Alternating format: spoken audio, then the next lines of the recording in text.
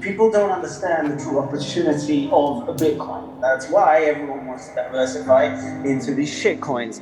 Ethereum, Cardano, Dogecoin, whatever the hell else that people are coming out with. It's because people don't understand the true addressable opportunity in Bitcoin. The problem is that everyone thinks that Bitcoin is gold 2.0, and that's what Wall Street is promoting, because Wall Street understands what the true opportunity is and they're shitting themselves. But they want normal people to think right now that the opportunity is gold 2.0, because, hey, if you can go from 50,000 to 500,000, hey, that's just a 10x opportunity. I can reasonably get that in the stock market. But if they actually made it possible for people to understand the true opportunity of Bitcoin, people would be piling into it like hand over fist. So it's actually advantageous for them to distract people with, yeah, this is just gold 2.0. Hey, this is just going to go to 500,000. Hey, it's 50,000 now. This is just a 10x opportunity. But no, in the background, they're shitting themselves. That's the only reason why they would want to put that much money into Bitcoin themselves, because they get 10x opportunities all the damn time. This is way more than a 10x opportunity. Gold is a 10 or 11 trillion dollar market cap. That's going to get taken care of because Bitcoin is just much better than gold in every circumstance. It doesn't inflate like gold.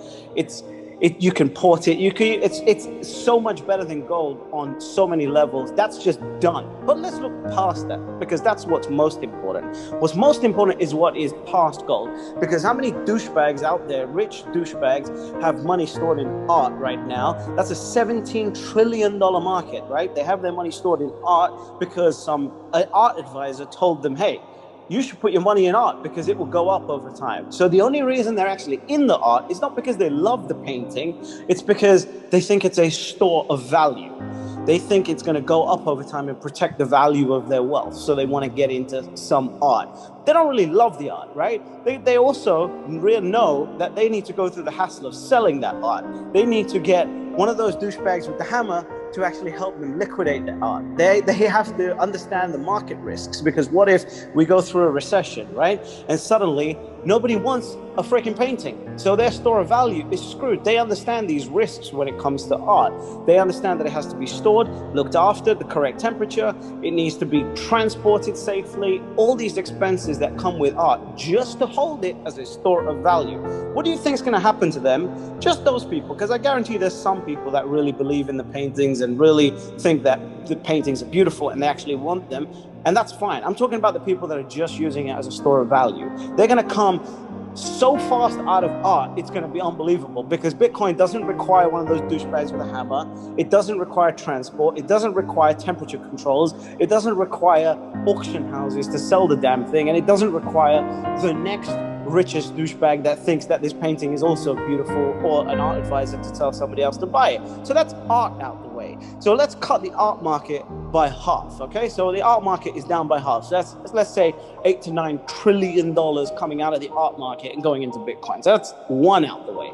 Then you got real estate, right? Before even real estate, let's look at wine, right? How many people, I know people in my world that have caskets and caskets of wine because some person in a magazine told them, hey, this is a great wine and it's going to go up over time. Who wants to store wine? Who wants to store a value in wine? They're only doing it. There's no way you can drink that much wine. They're only doing it because somebody told them it's a store of value. That's another few $100 million coming out worldwide, because you don't need to store it. You don't need to worry about the wine turning into acid. It's just going to come out and go straight into Bitcoin because it's the best store of value. So then you got wine out the way. Let's forget all those little stores of value, right? I'm a cigar collector. I collect cigars. For me, I'm not buying any more cigars to collect. I'm just buying to smoke now and what I want to smoke, because it's not a store of value. Not as good as Bitcoin, because Bitcoin, I don't need to look after. I don't need to worry about the humidity of my cigars. I don't need to worry about the air quality. I don't need to worry about anything. Bitcoin, I can go anywhere in the world and take it with me. But let's forget about all these little few hundreds of millions of dollars worth of opportunities, right? We've got art at 17 trillion. Then let's look at the big boy, real estate, right? Real estate, a $230 trillion market where a large portion of it is only happening, right? All this building is only going on because people want to store their value. Nobody wants 25 homes. Nobody wants 500 apartment buildings. They're having that because it's a store of value and a money-making opportunity. They're not in love with the property. What happens when they realize that with Bitcoin, you don't need a mortgage broker, you don't need to deal with any stupid tenants, you don't need to deal with lawyers, you don't need to deal with anything, you don't need to deal with appraisers, you don't need to deal with anyone. All you got to do is buy the Bitcoin, shut the fuck up, and get fabulously wealthy. Because when you do that, you have an asset that you don't need to maintain at all. There's no ceilings falling off, there's no carpets that need changing, the biggest risk with real estate that people don't realize is a geographical risk, right? Because right now, Miami is doing something great. Miami is becoming Bitcoin friendly. So their real estate is going to go through the roof. New York, for example, in addition to the COVID issues, is becoming a Bitcoin hell zone, right? A cryptocurrency Bitcoin hell zone. So their property prices are going to collapse because of a new emerging industry in Miami. Miami's prices are going to go up. What if you own your whole assets and your whole nest egg in New York? You are fucked because you cannot pick that property up and put it in New York. The geographical risk of real estate, it's one of the most understated things in the fucking world, and people don't pay attention to that at all. Good thing about Bitcoin is I can buy that Bitcoin, take it from New York, go to Singapore, and that bank can give me a loan on my Bitcoin at the exact same rate with the exact same appraisal process as a bank in New York. Why? Because it's the same asset in both places.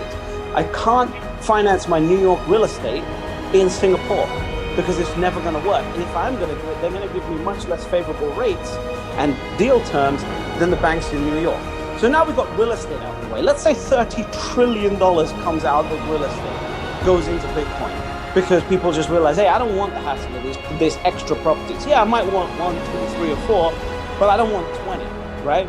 So all of that money is going to flood out of real estate and come into Bitcoin as well. You don't need to deal with tenants, all that other bullshit.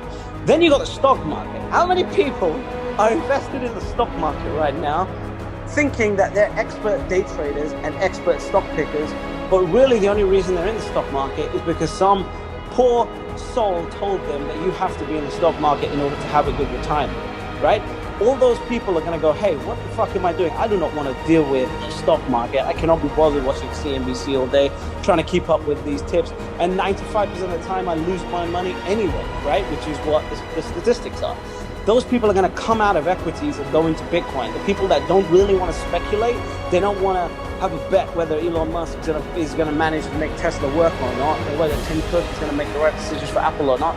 These amateur traders and investors are going to come out of the market and go straight into Bitcoin. There's no risk. They don't have to do anything. It's the same asset. It doesn't have a CEO. All you got to do is hold the damn thing, and it's going to make you money. Past that, so now we're attacking, the $100 trillion equity market. Okay, so let's take 20% of that.